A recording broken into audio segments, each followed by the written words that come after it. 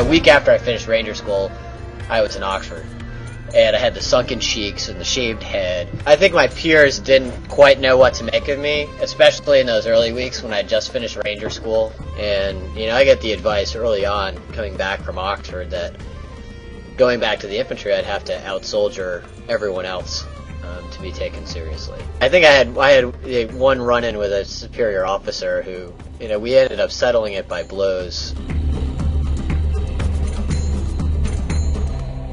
Was there any gear you found while you were there that was particularly helpful to you? All of the night vision boots that are hardy enough and have enough ankle support so you can go up these, 60-degree slopes on loose rock. We had these almost like laser pointers, only they'd go for a much longer distance with a higher powered laser.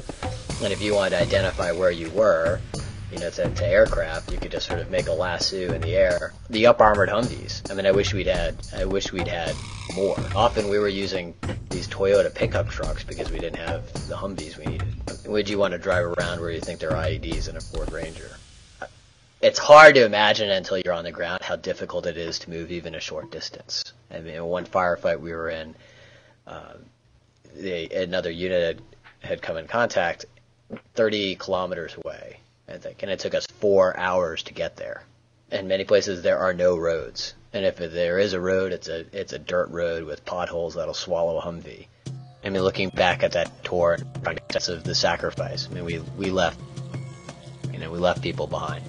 People were hurt, and you want to know that it was for a reason. I was at a base in eastern Afghanistan, and there were a handful of guys around the base who were thickly muscled, heavily bearded, well tanned, and had some pretty impressive gear. And you didn't ask a lot of questions, and if you asked, their name was usually Chris or John. The one incident I describe in the book, it's when they're ambushed, and they take a couple Afghan casualties, and in the process of clearing this valley, Chris, one of the operators, was killed, and watched him bleed out in front of me. They say the best tactics in the world won't matter if you have the strategy wrong. And I think in 2003, at a time when we didn't officially recognize that there was an insurgency in Afghanistan, the strategy was wrong.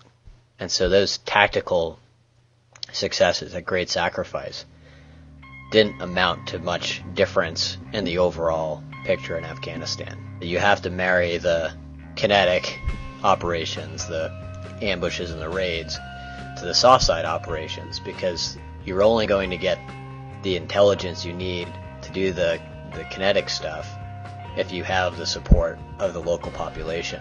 I describe it a bit as it's like throwing darts in a dark room. Sometimes you hit the bullseye, but you don't deserve to.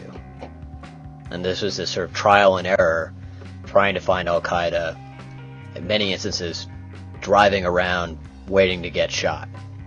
And it was a failure. We didn't have success in the counter-terror mission, and we lost ground in terms of the support of the population. There's the Taliban's sort of safe areas in Pakistan. And, of course, the U.S., the way they've been going after those safe areas is with these drone strikes. Do they make sense to you? There are advantages to being able to strike remotely at key leadership inside Pakistan. But when you try to pan back and look strategically, what does that do for the recruiting base of the Taliban in Pakistan and Afghanistan? What does that do for the ability of Al-Qaeda to reconstitute? You're balancing the political stability of Pakistan against the sort of the military advantages of making these counter-terrorist strikes. Not sure what the answer is.